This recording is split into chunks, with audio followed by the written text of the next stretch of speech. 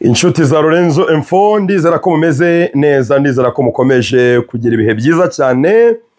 Baye ikaze kuri chaîne yanyu n'ubundi chaîne mwahisemo, chaîne y'imikino, chaîne y'abanyarwanda, chaîne ya Lorenzo Info. Ndizera ko rero mukomeje kugira ibihe byiza cyane. Mbashimiye rwose byimazeyo uko mwongeye kwakira chaîne yanyu nyuma yo kumara amezi arenga 3 tutari gushyiraho ibiganiro. So ibyo rero kugaruka tugashyiraho ikiganiro, ndabyuka ikiganiro nakoze ku cyumweru nyuma ya match ya Rayon Sport n'ikipe ya Marine Football Club. Nubwo ntari nagira Rubavu nari Nyamirambo, ariko ikiganiro mwaragikunze kandi nishimiye ko mwongeye kumikaze kandi mukishimira ko chaîne yanyu mwakunze yagarutse ku murongo imeze neza cyane. So ikiganiro rero giheruka mwabonye ko 253 n'abantu benshi cyane kuri chaîne yacu ntoya nk'iyi. So ibyo rero ndabashimiye byimazeyo, muri abantu bagaciro kuri nge, muri abantu bagaciro kuri kariyeri yanjye. So mushobora kwibaza ngo aka kanya rero nzarumwe no kuvuga iki. Nzarumwe no kubaganirira umupira gake gake ku makipe mukunda n'andi makuru y'imikino abagezweho. Ariko mbere yuko mbyinjiramo, ubwo Rayon Sport iraza kubiri hafi aho, APR FC iraza kwigarukaho n'amakipe yo muri Sudani, by'umwihariko ikipe ya Al Hilal Sports Club Saudi Al Hilal Sports Club Sudan niko nyine bayita kinyamupira, yamaze gutangaza ingenga bihe y'imikino yabo. Ubwo binjira muri Rwanda Premier League baratunguranye cyane kuko batanze Rwanda Premier League gutangaza gahunda y'imikino yabo. Kandi babikoze mu by'ukuri babikoze bitunguranye. Nge natekereza ko bazategereza ikipe nyenzi yayo ya Al Merrek kabanza kuza mu Rwanda, kuko yo yamaze gupanga gahunda ko igomba kugera mu Rwanda uyu munsi kuri wa kabiri, ubundi isaba ko yakina imikino yayo nyuma ya tariki 10 z'uku kwezi. Iyo tariki 10 rero nibwo Al Hilal izaba igiye gukina umukino wayo wa kabiri. Uwa mbere ndaza kubabwira gahunda zose ko zihagaze, mube hafi nyine. So mbere ko mbyinjiramo n'ibindi byose biri muri Rayon Sport, igaruka rya Bedi mbere ya derby ya APR FC aravugwa mu iki n'ibindi, ndabanza nshimire kandi nkeze iduka rya Golden K Technology. Iri ni iduka rya mbere Kigali mu maduka acuruza amatelefone, ibikoresho byose mukenera mu buzima bwa buri munsi. Amatelefone meza ya Samsung nk'inkoresha, amatelefone meza ya iPhone, kugeza no kuri the latest zigezweho. So niba bafite 17 se hari icyo badafite ntacyo. Amakompyuta meza yose arahari, yaba ya menshi ayandi nyine y'abakozi baremereye bakora imishinga iremereye, n'ay'ibiciro bisanzwe nyine y'abanyeshuri bo muri kaminuza na muri za secondaire of course. Ama desktop, ama laptop y'ababaninga, byose nyine byose birahari. So ama ekuteri meza yo kwambara, ama headset, ama earpiece ya Apple n'andatandukanye, amasaha yo kwambara, yo babwira ko afite gadgets zose nyine na accessoires za telefone zose zirahari, ama phone case, ama screen protector. Golden K Technology nta kintu na kimwe badafite. Amatara yaba content creators, ama ring lights nk'ingi wendira ahangaha, nubwo nge ntakunda kwikoresha cyane ariko nanjye mfite utwo nkoresha. So ndabashimira cyane mu by'ukuri ko basupportinga cyane chaîne ya Lorenzo Info, kandi mbabwira ko nta handi wagura ibikoresho bya original usibye muri Golden K Technology. Mfite iPhone, mfite Samsung maranye imyaka 2 niho nayiguze, ni Samsung nziza cyane, nta kibazo na kimwe iragira kandi nyimaranye imyaka 2. So ni kigaragaza ko nyine bagira ibintu bya original gusa. So muzabayoboke mujye mugurirayo. Bakorera kwa Makuza, mu nyubako yo kwa Makuza kuri ground floor, hariya nyine hariya tapirura igarukira. Hari nandi mashop menshi y'amatelefone, ariko mubona icyapa cyawo kirigaragaza ni Golden K Technology. Ushobora no kubakurikira ku nkoranyambaga bitwa Golden K Technology. Hari ama promotion bagira, ama giveaway bakora n'ibindi byinshi, ubundi ukatenga amaro karyoherwa ukamera neza cyane. So aho ndahabarangiye. Hanyuma rero mpereye kuri amakipe yo muri Sudani, ikipe ya Al Hilal yo mu gihugu cya Sudani imaze kugaragaza gahunda y'imikino yabo ibiri ya mbere bagomba gukina muri Rwanda Premier League. Mbibutse ko aya makipe yo muri Sudani agomba kubanza gukina imikino, bazajyana shampiyona, journée zisanzwe n'imikino twafata nk'ibirarane. Bagomba gukina mu mibyizi bagakina no muri weekend kugira ngo bihute bafata abandi, kuko turi kuri journée, tugiye kuri journée ya 8. Nibyo tugiye kuri journée ya 7. Bo rero bagomba gukina imikino myinshi kugira ngo nibura tuzagere faza rizarangire turi kuri journée zingana, donc twese tumaze gukina imikino ingana. So ikipe rero Al Hilal yagaragaje ku bwankoranyambaga zayo ko itariki 6, uyu munsi ngo kiganiro turi tariki 4, 6 ni ku munsi wo kwa 4, aribwo izakina match yayo ya mbere, bazakina n'ikipe ya Bugesera. Match yayo ya kabiri bazakina muri weekend, nandi makipe ari gukina, bazakina n'ikipe ya AS do Kigali. AS do Kigali gukina nande muri weekend. Turaza kureba uko Rwanda Premier League iraza kuri scheduling imikino imwe n'imwe kugira ngo ni fitingemo, kuko AS Kigali yagomba gukina journée nkandi maklebe yose muri weekend. Ariko iyo tariki 10 bayihaye Al Hilal. Sibyo, urumva ko rero AS Kigali baraza kuyikorera schedule kuri journée bari bafite, turaza komeza kubirebamo cyane.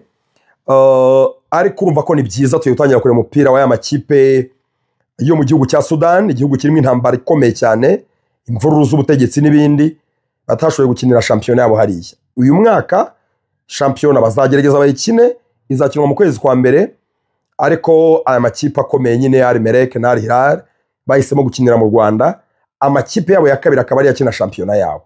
So urumva ko rero tugira imana, kuko usibye shampiyona nk'ikipe ya Al Hilal yo izakina Champions League amatsinda, imana ibafasha na nyuma yaho bakomeze muri knockout stage bakinira Champions League bakira hano mu Rwanda kuri Stade Amahoro. So tombora yarabaye ku munsi w'ejo, Al Hilal yisanze mu itsinda rimwe n'ikipe ya Mamelodi Sundowns yo muri Afrika y'Epfo, bisanga bari kumwe n'ikipe ya MC Alger Mouloudia Club d'Alger yo muri Algeria, ndetse n'ikipe ya Saint-Eloi Lupopo de Lubumbashi yo muri RDC. So aya makipe yose kwa 3 mvuze azasura ikipe ya Al Hilal Kigali bakinire muri Stade Amahoro, turi umupira mwiza usukuye. Nibarenga amatsinda bakajya muri kimwe cya 4 kirangiza, bazakina umukino wa kimwe cya 4 i Kigali. Nibagera demi finale même chose. Voilà.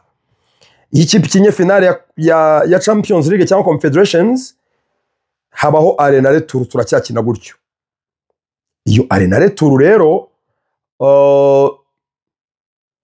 umukino umwe muri yo twawurebera i Kigali baramutse bageze finale. Ntago nzi ko bahagera, ariko bahageze byaba ari byiza cyane, twabyishimira. So nibyo rero, nibyo equipe ya Al Merrek byo nkwibutse ko herutse gutangaza ko izagera i Kigali tariki 4 n'uyu munsi, hanyuma batangire shampiyona guhera tariki 10. Ibyo rero ubwo urumva nabo ni muri weekend, ubwo nabo journée ya mbere barakina muri weekend cyangwa ku wa mbere, who knows, cyangwa mu mibyizi next week nabyo birashoboka. Ariko tubahaye ikaze yo maklebe. So equipe ya Sport rero yo irimo kwitegura Derby de Mille Collines, 1000 Hills Derby, derby nkuru y'igihugu cy'u Rwanda. Match bazahuriramo n'ikipe ya PRFC yabakiriye kuri Stade Amahoro, Stade Amahoro Remera. Ni match y'umunsi wa 7 wa Rwanda Premier League, match ikomeye, match ikomeye. Match zakinwa ku itariki 8, hazaba ari kwa 6. Yeah, kuko 6 ni kwa 4, 7 kwa 5, 8 kwa 6. 9 ku cyumwe niba murabwiraga ko nyine Al Hilal izakina AS Kigali ku wa mbere. So Rayon Sport na PRFC match ni APR izakira, of course. Sinzi cyafana mutekereza kuri match, se mumbwire muri commentaire. Derby ije mu gihe gikwiye, APR kubimaze iminsi itakaza amanota ku mikino ya shampiyona, haba kuri Kiyovu ndetse na n'ikipe ya Rutsiro, saga zo kwibwa n'amahoro n'ibindi. Nizere ko aperi bitabaciye intege, nizere ko abafana muruhura amatike muzajye kureba iyi derby kuri stade Amahoro, ko derby bari derby burya uramutse utsinze umukeba bibazo byose ijye utekereza ko bitagenda muri club usanga biseba byiza, kuko ibintu byose ni hano upstairs, ibintu byose bera mu mutwe. Nizere ko rero kuba maze iminsi mudatsinda imikino ibiri kurikirana munganya, nizere ko bitabaciye intege abakunzi b'ikipe ya PRFC. Nizere ko kandi abafana ba Rayon Sport mutazanga kujya kureba derby ngo nuko mutakiriye. Umupira n'umupira uzaba anyway, so tuzajya muri stade Amahoro kureba umukino. Derby urebye mu buryo buri footballistique idashamaje cyane, kuko Rayon Sport yewe cyane derby dafite umutoza mukuru, ifite umusigira Haruna Ferouz. Sinzi umuntu watekerezaga ko tuzagera mu kwezi kwa 11 kuri derby ya mbere y'umwaka ya saison Haruna Ferouz ari gutoza Rayon Sport. Sinzi umuntu wabitekerezaga mu mezi make yashize. Aperefuse umutoza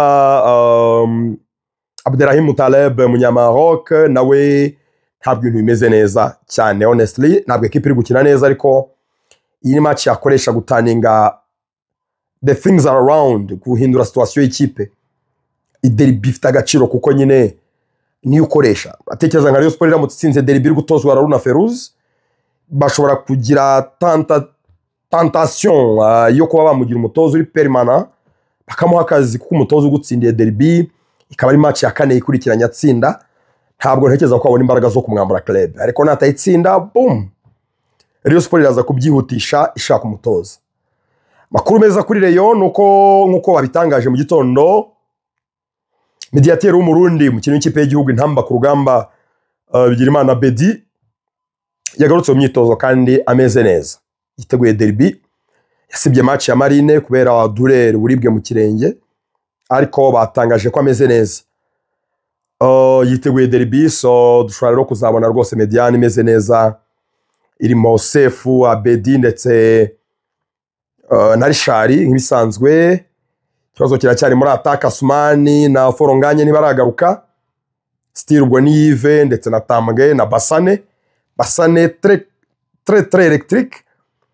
Arimo arakora cyane Basane, arimo arakora kabisa. Basane arimo arakora cyane bikomeye, na Tambwe Gurware barimo barakora bikomeye cyane. So urebye statistique za Basane aho se zigeze, statistique za Tambwe barimo barakora ikinyuranye kuri equipe ya Rayon Sport. Nta bakinnyi beza Rayon Sport irimo gukoresha neza uyu munsi barimo kuyu musaruro nka Tambwe Gurware ndetse na Aziz Basane Kulanya. Tambwe afite ibitego bibiri na assist 3. Tambwe Gurware afite contribution y'ibitego 5 mu mikino 6. Umukinnyi w'umediateur wahindura umwanya ugukinishwa nk'umuwinga, ugomba kumva ko arimo gukora akazi gakomeye cyane. Basane amaze kudesida match nyinshi, ubona ko vraiment arimo gukora akazi gakomeye, bravo. Ariko derby n'indi match bikomeye nyine ugomba kwitegura cyane bikomeye. Nk'uko uri mu bayobozi ba Rayon Sport, ese bizoroha gukora umwiherero biteguriye derby? Bagomba kwitegura anyway, kuko bagomba kwikina akazi gakomeye, exercice komeye cyane kuri President Tade ndetse n'umujyanama we Mushimire Jean Claude, kuko ni igipimo gikomeye. Mu minsi iri imbere a priori icyumweru gitaha hazaba inama y'inteko rusange idasanzwe ya Rayon Sport, izafatirwamo ibyemezo bikomeye. Abayobozi ba Rayon Sport ubu ngubu bahari, Tadeo na Mushimire, if you know what's good for you, don't you dare lose this derby. Kubera ko match 3 tsinda Rutsiro, Amagaju ndetse na Marine ntabwo ari present imbere y'abantu mu gihe watsinzwe derby. Turabizi icyo derby ivuze, derby rukanisha abatoza. Umuyobozi rero uri muri situation nk'iyo Tade yarimo agomba gutinya derby kuko agomba kwitsinda. Aramutse yitsinze good for him. Ntekereza ko no mu nteko rusange icyo nakwita nka opposition imurwanya ntabwo afite impamvu nyinshi. Uko atsinda imikino myinshi akaza aho na derby, niko abareyo bagurushaho kumwizerwa. Navuga Tade na Mushimire, so bw'abamurwanya bazategereza iyindi sezo kuko isezo nibura Fazal yabiri secured utsinze derby ugatsindiye imikino seri imikino ikurikirana gutya ibintu byose byaba ari amahoro nta muntu azana kavuye muri Rayon Sport. So Rayon Sport ko gutsinda APR ryari ni kera ya longtemps kuko match aruka kubahuza ndumva yari finali igikombe cy'amahoro Rayon yaratsinze itego 2-0 niba mbyibuka neza. Match ebyiri za championnat last season baranganyije. Match yo gusogongera stade amahoro baranganyije therefore rwose ashize igihe kirekire Rayon Sport idatsinda ekipe ya APR. So ni pressure ikomeye kuri Rayon Sport n'amakipe agomba no gutangira kurwanira umwanya wa mbere na polisi kuko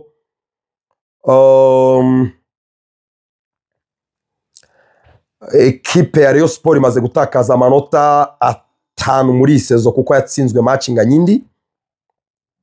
APR imaze gutakaza amanota 4 yaturutse kukunganya imikino 2 ko batanganya imikino bakinnye ngo turabaye batakaje. Rayon Sport itsinze yabiforushije APR gutakaza andi manota 3 akaba 7 bivuze ngo mu buryo buri virtuel bayiciyeho. Hanyuma rero na Police FC bwo imaze gutakaza nayo amanota 2 hawuze cyaba muri weekend. Iyo ugeze kuri journée ya 7 ya 8 nekeza ko ugomba gutangira guhatanira position kugira ngo urebe ko wasoza Fazal uhagaze bw'umuhagaze neza cyane. Amakipe azahura n'abanyasudan ashobora kubasoroma amanota. So Rayon Sport na APR nekeza ko ari match intéressant muri contexte yo hanze y'ikibuga ariko tumaze igihe tura derby staryoshye mu byukuri ntekereza ko dushobora kutabona ambiance y'abafana benshi kuko tubwizanyije ukuri ntabwo yashyushye. Ubundi ekipe igiye kwakira derby murabizi guhera kuwa mbere kugeza ku munsi wa derby ngo ni cyumweru cyose campaign ku maradiyo, campaign ku mateleviziyo, campaign ku mbuga nkoranyambaga. Nibyo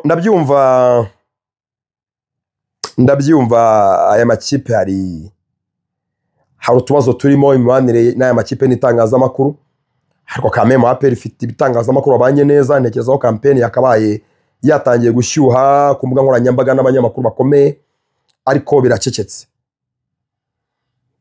Chairman Deo mwaka ushize yatangaje ko sezishize by the way yatangaje ko kipe ya APR FC revenue zo kuri stade bari kuzifata au sérieux ariko imyiteguro yi derby ntabwo igaragara ko mu byukuri barambirisha cyane kuri revenues kuko abanyarwanda umupira babona kuri bagiye kuri stade ntabwo ubakururira kuza kuri stade cyane. So kugira ngo abafana baze bisaba kubabwira kubibutsa kubabwira kubasaba kuza. Amagare mwabonye campaign yakozwe ukuntu yanganaga mwabonye ko abantu bitabiriye. Niba campaign ikorwa abanyarwanda bakajya kureba igare ku muhanda bangana kuriya derby ntabwo nekereza ko habura abantu bajya kwireba campaign yakozwe ariko utayikoze I'm telling you ntabwo ushaka kubona abafana benshi kuri stade. So nekereza ko APR iri kubitekerezaho bajangwa ntabwo ndabona batangiye kwigaragaza ariko ejo ni kwa gatatu already bazafite kwa kane no kwa gatanu gusa. Campaign irakonje ntabwo nzi what's going on internally muri equipe ya APR. APR FC nyuma match ya Marine bambwiye ko aribwo yatanze ikirego nyuma match ya Marine na Rayon nibwo yatanze ikirego cyo kuri match yabo na Rutsiro bareza abasifuzi ko babasifuye nabi babibye kuri penalty yahawe Rutsiro ndetse no ku gitego cya APR cya egalisation cyanzwe. Nababwiye stance yanjye nabwiye ibyo nemera ko penalty yariyo, nemera ko umusifuza kwiye guhanwa aryozwa uwo hagati mu kibuga, aryozwa kudasifura ikosa ryagomba guhesha Nige na Clement carte rouge kosa yakoze ari mu defenseur wa nyuma ariko nkanemera ko APR igitego cyayo cyanzwe cya egalisation nta rouge yabaye.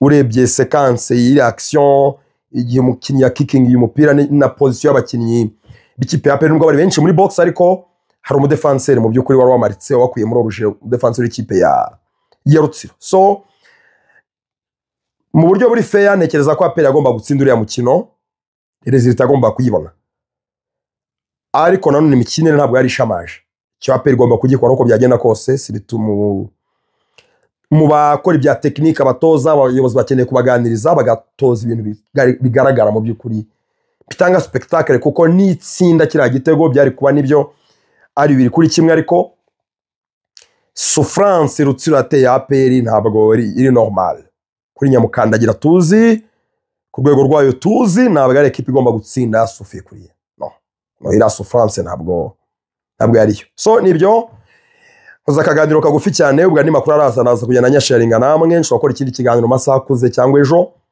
wowe kora subscribe kuri Lorenzo Info community igenda izamuka cyane ubwo nako kiganiro giheruka hiyongereye abantu barenga 2,000 which appreciate a lot nizere ko niki kiza kubakurura mu by'ukuri mukaba mwakora subscribe channel ikagenda ikura fata amashongoreshe telefone ya Samsung koresha mikoro naguze muri Golden K Technology murayibona mikoro nziza kabisa wa mounting kuri telefone cyangwa na kamera bisanzwe so urumva ko rero sound design arakomeye appreciate nizere ko imeze neza cyane yukora video ukoresha mikoro nziza ntabwo bisaba gusakuza uvuga utuje uritereka nk'imfura ubundi ibintu byose bikagenda neza cyane mbashimire rero kandi mbifuriza ibihe byiza iyi ni Lorenzo Info nye nitwa Di Lorenzo asante sana